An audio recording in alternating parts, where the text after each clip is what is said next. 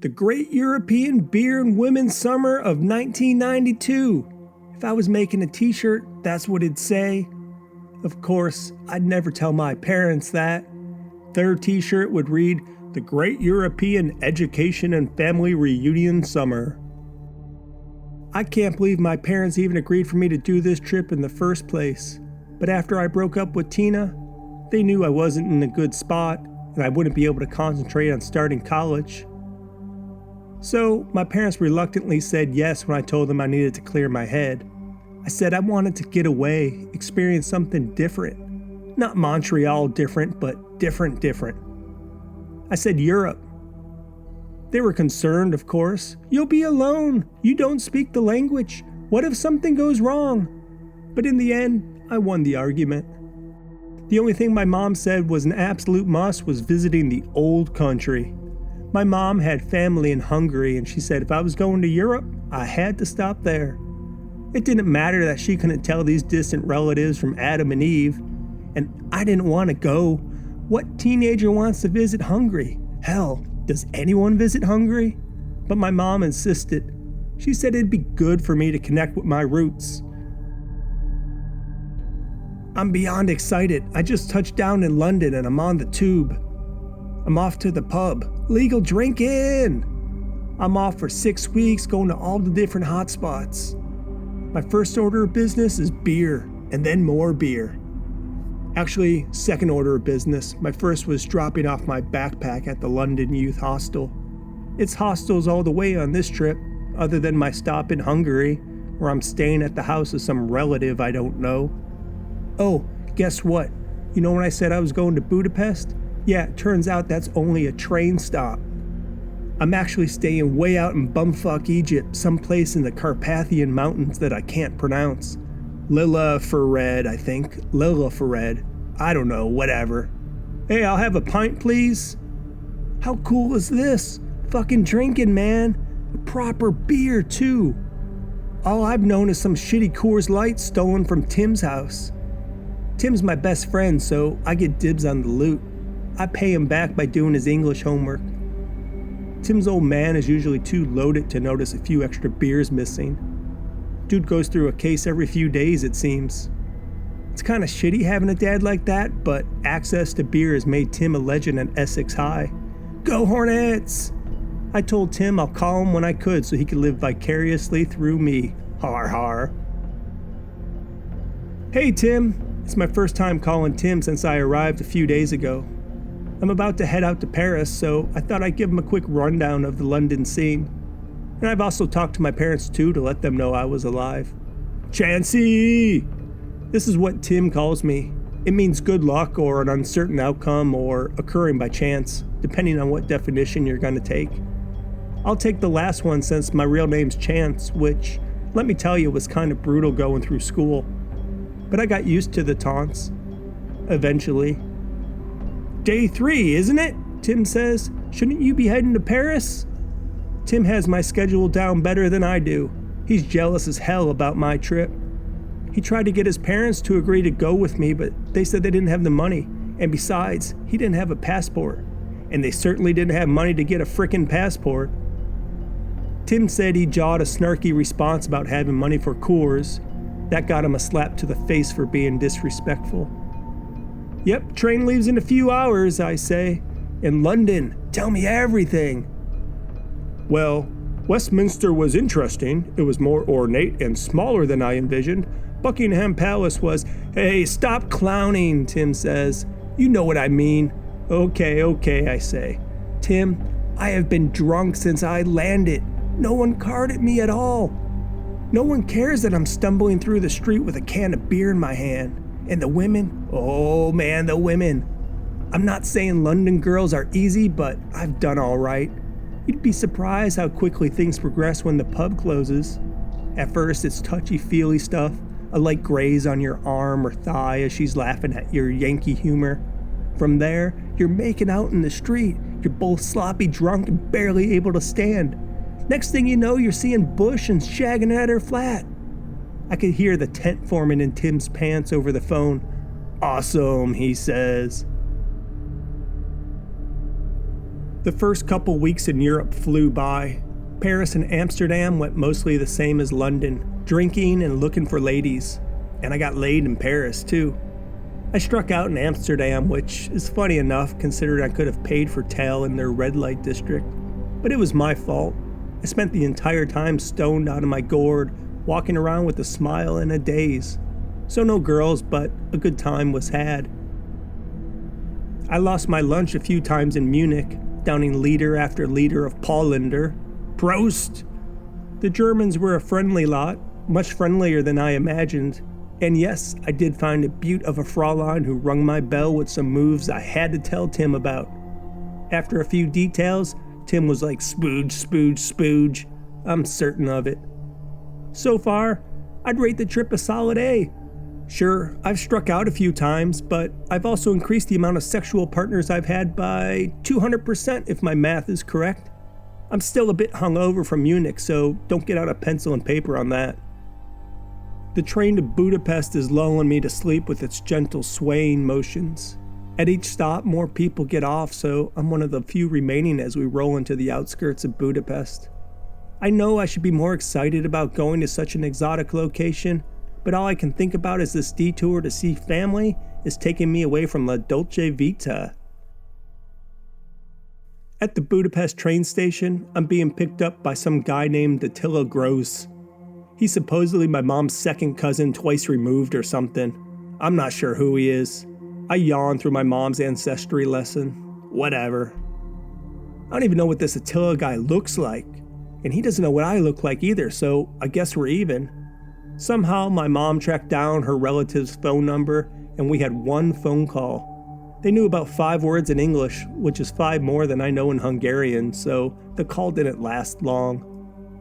I'm pretty sure Attila will be waiting for me at the train station, holding up a sign with my name on it. I think he is anyways. If not, I guess I'm exploring Budapest solo. The train rolls softly through the hilly Budapest outskirts, rhythmically clacking its way across the Danube River and into the station downtown.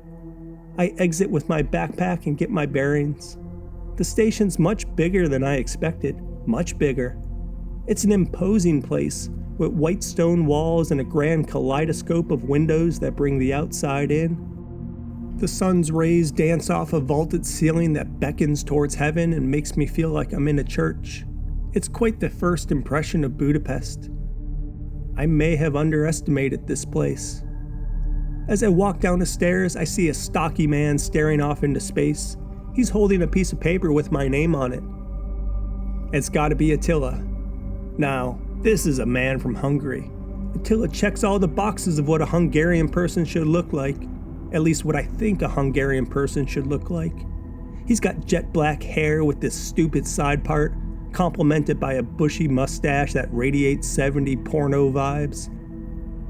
Add in a brown suede jacket that's wrong by 2 seasons, and faded jeans from the Khrushchev era, and there you have it, a Hungarian man. Without nary a word, we get into something too small to be considered a real car, but it's got 4 wheels and I guess that will do. The silence continues as we bend our way out of Budapest and sweep past abandoned Soviet military installations. Maybe when they were full of live military gear they commanded fear, but driving past these empty shells of concrete, there's a sadness that takes hold. They're also a bit creepy.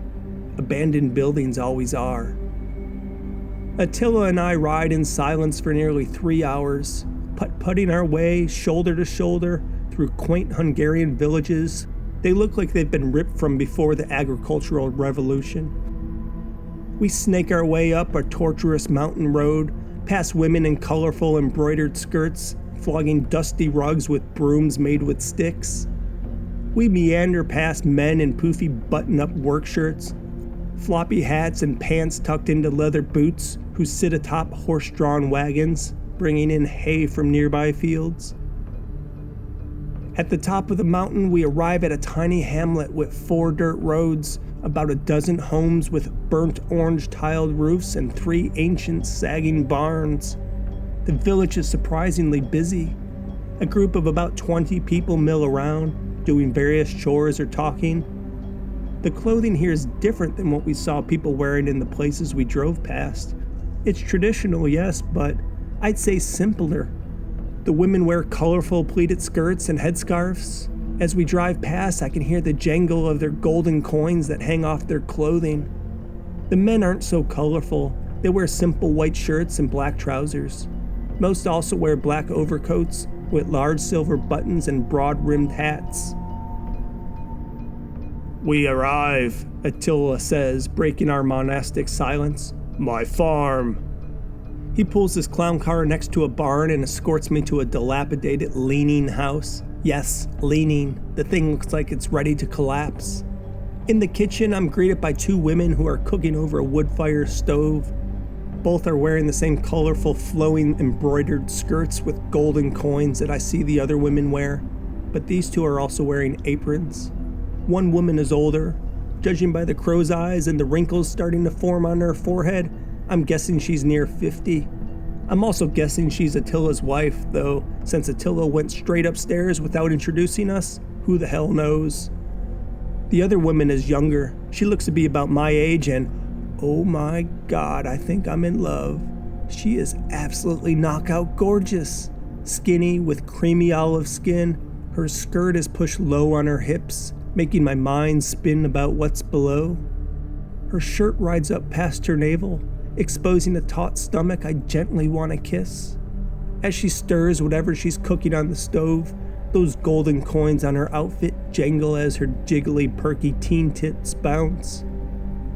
Her swaying long brown hair lashes her apple-shaped posterior with each enthusiastic stir. What's the Hungarian word for total babe? The older woman notices my staring and elbows the younger woman. That's when I realize my mouth is hanging open and my eyeballs are bulging from their sockets. And if I'm being honest, that's not the only bulge. The younger woman turns to me and smiles. That's when I see them. Her resplendent green eyes. They're more hypnotizing than her body. Her face is almond-shaped, her lips plump. Perfection. "Hello," the young woman says, pushing her hair away from her face and behind her ear. I regain my composure and shake my head. Did I hear correctly? "You speak English?" I ask. It's a dumb question given that she just spoke English, but I'm not thinking clearly. The blood has gone from my brain to my crotch. "Yes, a little," she says with a distinct Eastern European accent. Her voice is gentle, soft, and even in those few words, seductive. I'm Chance," I say, finally getting my thoughts together. "You can call me Chancey if you want. I'm visiting from the US. Distant relatives, I guess. Like distant relatives." Both women are looking at me like I'm speaking Chinese. Then they turn to each other and start talking to themselves. I guess it's Hungarian. I don't know, I can't understand a word. "I am Evie," the young woman says with a gentle smile that produces the slightest dimples. I feel myself melting. "This, my mother, Bae. We eat soon," she says. "Come sit." The nest of gold bracelets hanging off her wrist clang together as she beckons me to the kitchen table. I sit and the women go back to cooking, back to ignoring me.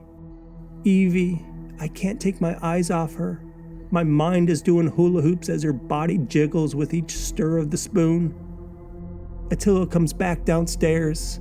He's now out of his Western wear and looks like the other villagers. A white shirt, black trousers, black overcoat with large silver buttons. The table is set with some sort of stew. Goulash, I suppose, since we're in Hungary.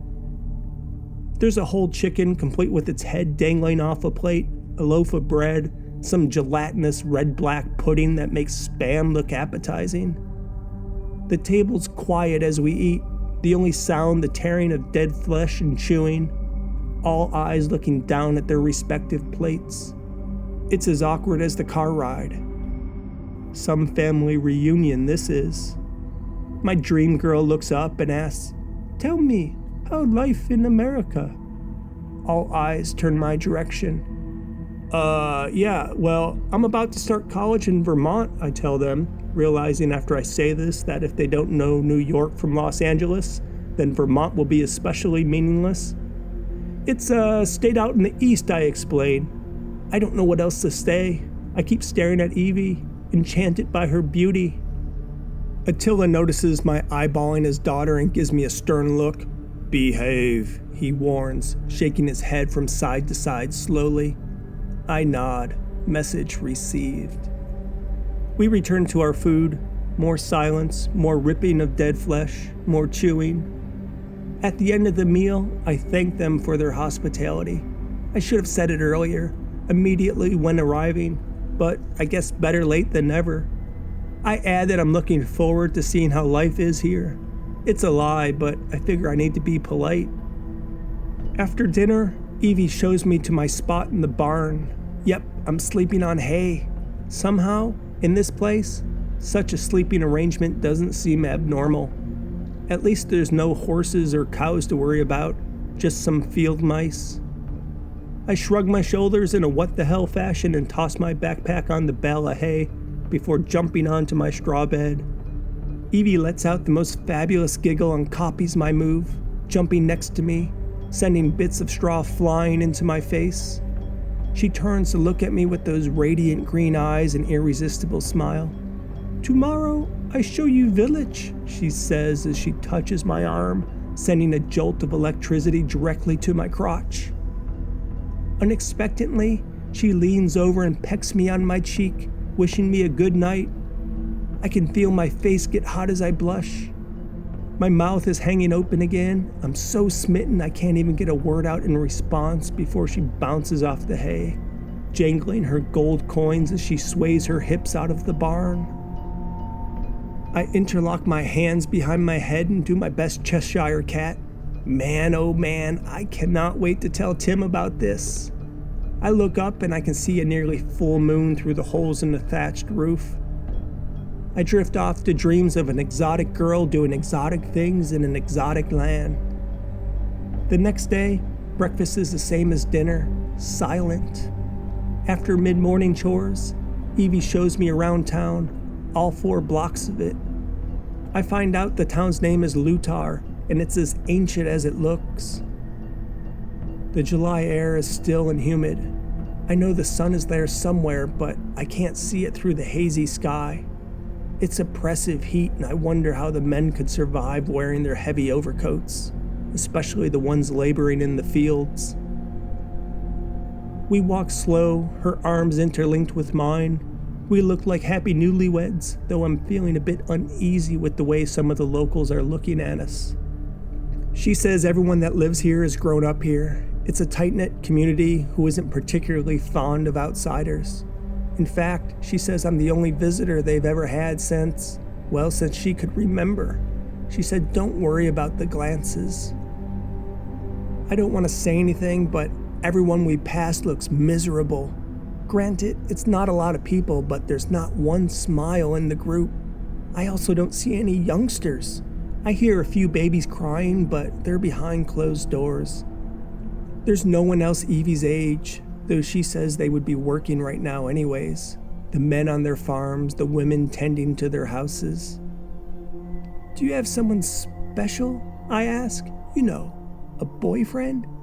Evie giggles and pulls on my arm tight.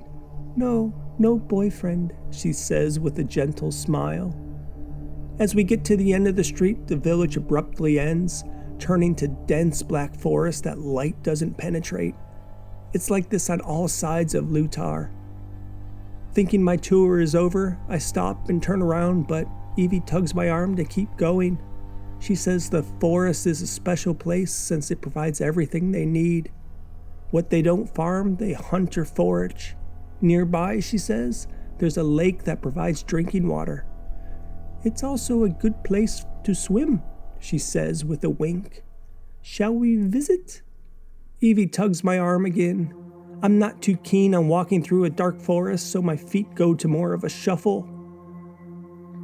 I come to an abrupt stop when I hear a wolf barking somewhere in the distance, but Evie pulls me forward. I tell myself the noise I hear could have been a dog, though my brain responds with logic, telling me I didn't see anyone with pets in Lutar. I'm not scared exactly, but I've read enough grim fairy tales to know not to go into places like this. It's not far, Evie says, clearly sensing my apprehension. We enter soaring pines and visibility is immediately limited. Now I'm the one holding her tight. Evie glides around soaring pines, mossy stumps, ferns, and mushrooms. It seems she could do the route with her eyes closed. After about 20 minutes, the forest suddenly opens up and the crystal clear blue waters of a mountaintop lake appear like a mirage. Against the background of dark brown and green from the surrounding pine trees, the lake takes on a neon hue. I've only seen water like this in pictures of the Caribbean. Whoa, I say, unlinking my arm from Evie. I wish I had my camera. This is stunning. When I look at Evie, she's already stripping off her clothes. A shot of electric current runs through my crotch, then my entire body, giving me shivers as I see the coolness of the forest air making her nipples erect. My mouth is back to being open like an ape. I know I should turn away, I should look away, but my 18-year-old self can't help but stare as she runs into the fresh water naked. As I feel stirring in my pants, my brain goes into overdrive. I turn on my cousin calculator and think how far she is removed from me and where's the line. She's family, isn't this like incest? No, we're like 7 generations, third cousins twice removed or something. I'm not even sure we're related, I tell myself. Satisfied I'm not crossing any boundaries, I smile, quickly undress myself, and run after Evie into the lake. It's my first time skinny dipping and I wish the freezing cold mountain water wasn't so clear. If Evie looks down, she might think lesser of me. Evie gets close to me, but before we can do much of anything, thunderclouds appear overhead, turning the hazy sky dark. Lightning flashes and the heavens open. Golf ball-sized hail rains down like missiles into the lake, forcing us to duck underwater to protect ourselves. Our clothes! I yell when we surface for air. The forest canopy protects us most of the way on our walk back, though our clothes are soaked. When we arrive back in Lutar, the rain stops. The storm has done major damage to the town. I see broken windows and holes in roofs. I don't remember rain like that, Evie says. As we walk the street back to her farm, I notice all eyes of the village are upon us. People were staring before, true, but this time it seems different, more intense. I can see the villagers muttering something under their breaths too. Their lips are moving as we walk past their broken homes. One woman shakes her fist as we walk by, her gold coins on her tunic jangling as she does so. I give a friendly nod, but she responds by pointing at me with a shaky index finger, and she keeps muttering something. At the farm, Evie gives me some of her father's clothes so I can let mine dry. It's the same outfit he wore to pick me up at the airport, so now I look like a 70s porno actor. Dinner was silent again, and again Evie escorts me back to the barn. Today was fun, thanks, I say. It doesn't have to end yet, she says as she slips off her top, exposing her shoulders and her breast. Her eyes are locked on mine. She's watching me watch her. Then she shimmies off her jangly skirt. This is better than that chick in Paris, better than the Fraulein in Germany. Standing naked before me is perfection. Evie innocently bites her lower lips and I can feel my hips involuntarily thrust as she presses close to me. Her hair smells of lilacs, her skin baby smooth. I must be dreaming. This is a fantasy come true. I wake up to screaming, yelling so loud it makes me jump from the hay in fright. It's Attila. He's in full roar, whipping a leather belt, and he's coming towards me. I look down and notice Evie, next to me in the hay. She's also naked. Oh shit! I have no idea what Attila's yelling, but I don't need a translator. Message received. He cracks the belt whip and it makes a sick snapping sound.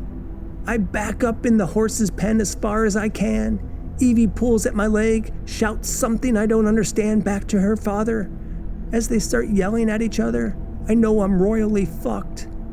Evie stands in her nakedness, nose to nose with Attila. He backhands her, sending her tumbling to the dirt. Then he looks at me, stares at me, his eyes filled with rage. He yells something I don't understand and whips his belt once more. He raises it in the air and my stomach drops to my feet. He's gonna strike, but then he stops.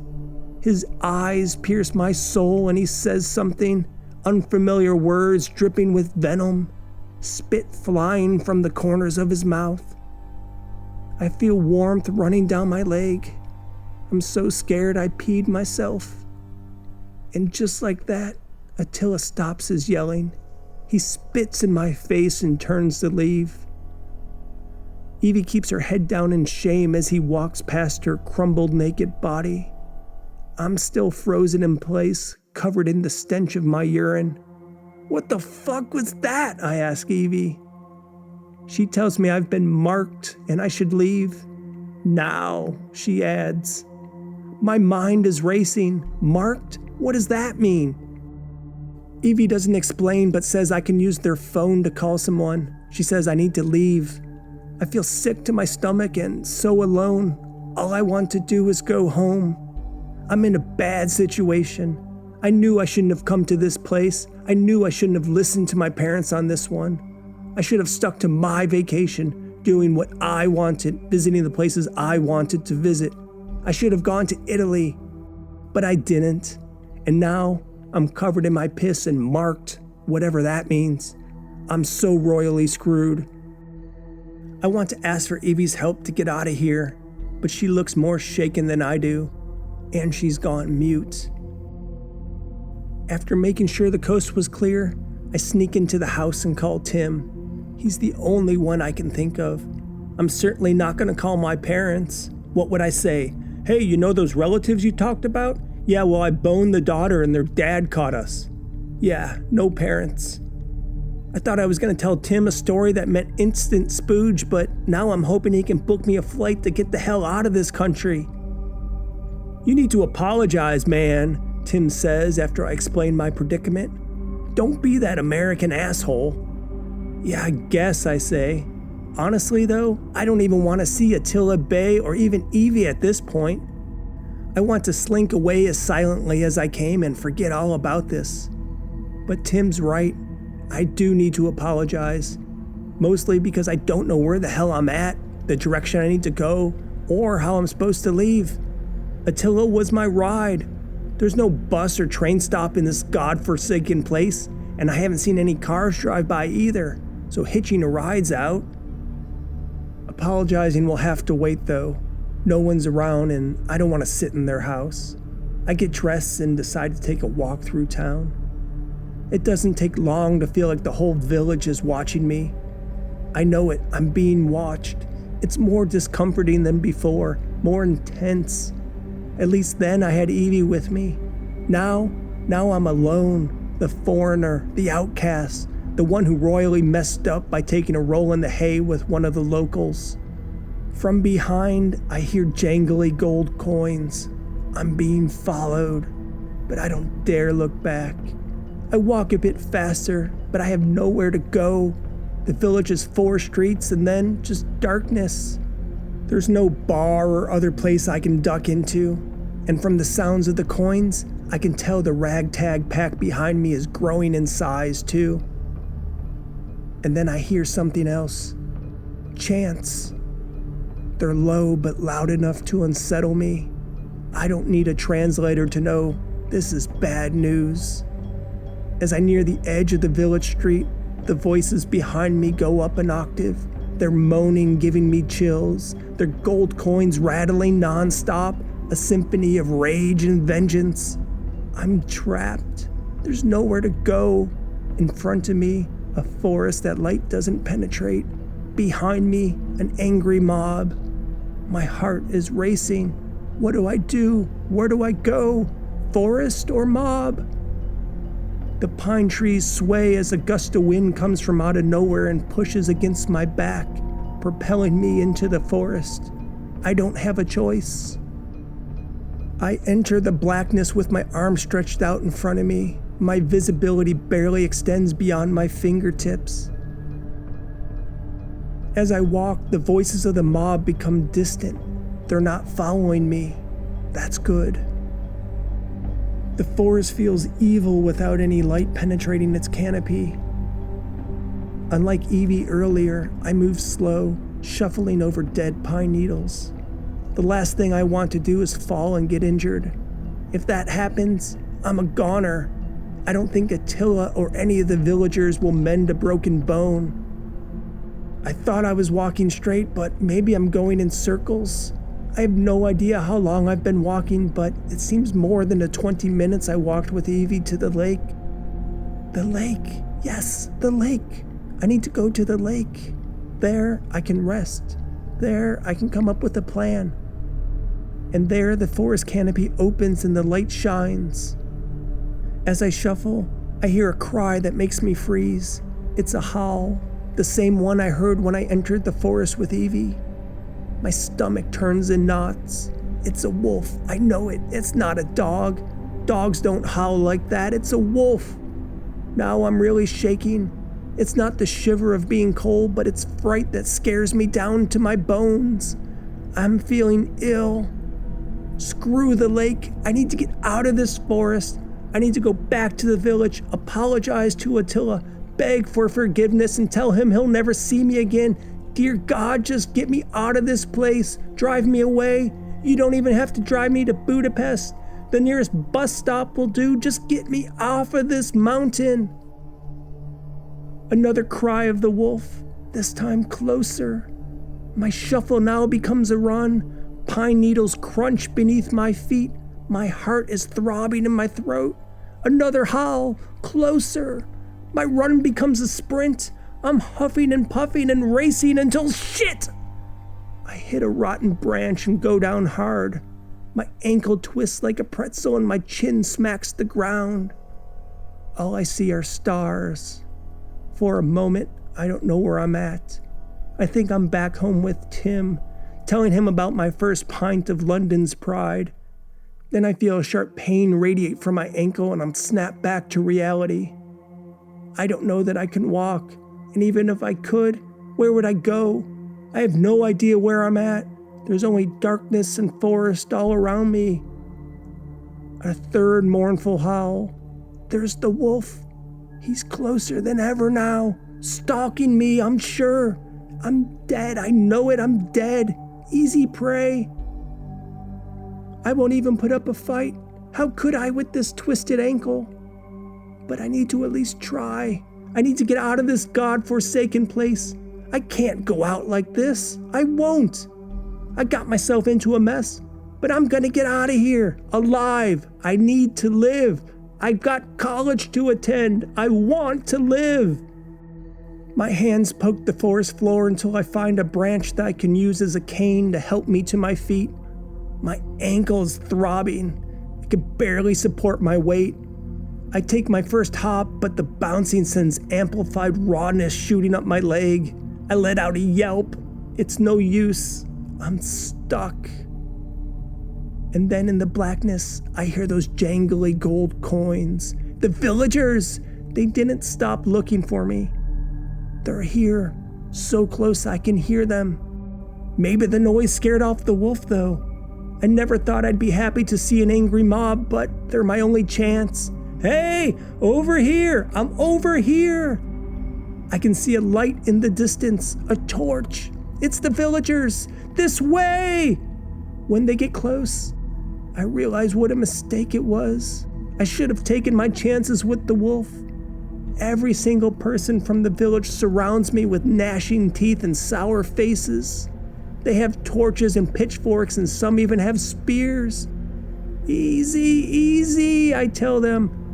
I realize they don't understand a word I'm saying, just as I don't understand their words. So I hold up my hands in the universal surrender sign. Two burly men in black heavy overcoats grab me by my armpits. The villagers spit at me. They drag me through the forest, my feet and shins whacking fallen branches and tree stumps. My ankle has made my whole foot numb. The pain barely registers. And again, I can hear the wolf's cry. The villagers don't react at all, but it seems to be following us, tracking us, staying close to know where we are but far enough that we can't see it. As we reach the edge of the forest, I see a glow. Shadows dance off glimmering houses and barns. The men continue to drag me through the grassland that separates the forest from the village, and that's when I see it. At the center of the village, a massive bonfire. No! No! I scream and try to wiggle free from my captors, but it's no use. They only tighten their grip and continue dragging me towards the flame.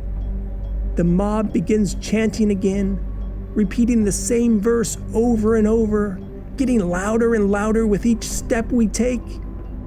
Their words sound like a record being played backwards, their gold coins providing the disharmonic orchestra.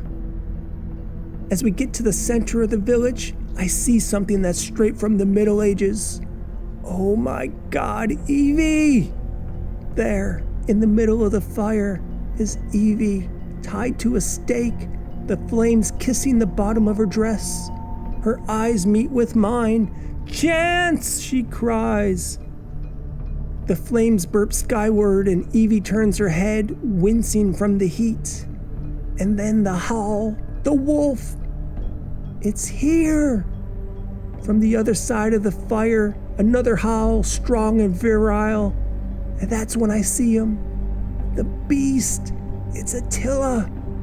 What's left of him anyways. He's transforming. His legs and body are savage, human skin replaced with ashen fur. His hands and feet turn to hooven claws, and his face elongates, his jawline morphing into something canine, his teeth growing to razor-sharp incisors, big enough to devour the largest animal. He lets out a blood-curdling howl that makes my body go completely limp in trepidation. The villagers throw some sort of dust into the fire, causing it to belch. As the flames dance, Attila howls. Evie screams, her dress ignites. Her skin begins to bubble and melt. She drops her head and goes silent. The villagers release me and I collapse onto the ground.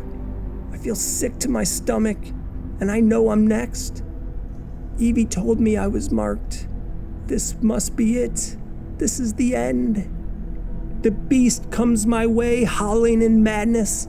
I'm so petrified, so scared, I can't even piss myself this time. My whole body wants to shrivel into itself, to disappear.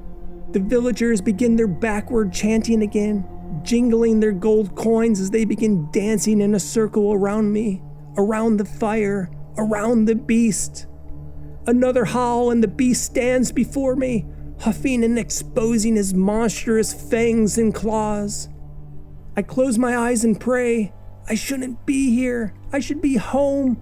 My life flashes before me. I see Tina and how happy we were together. I wonder why we broke up. Why wasn't I happy with my life in Vermont? Why did I need to get away? I see myself getting ready for college. My parents patting me on my shoulder, telling me how proud they are of me. And then I'm gone. My parents are in my empty room, wondering what happened. There's crying and holding my old baseball mitt, the one my dad broke in for me when I was 9. I no longer exist. I wonder what my parents will think. What will they find out about all of this? Will Tim tell them what happened to me on this mountaintop village? Will they come looking for me? How will they feel knowing they were the ones that suggested I come here? I feel something warm gush from my throat and I inhale blank air. I hear the wolf speak. The wounds you cause come back to you.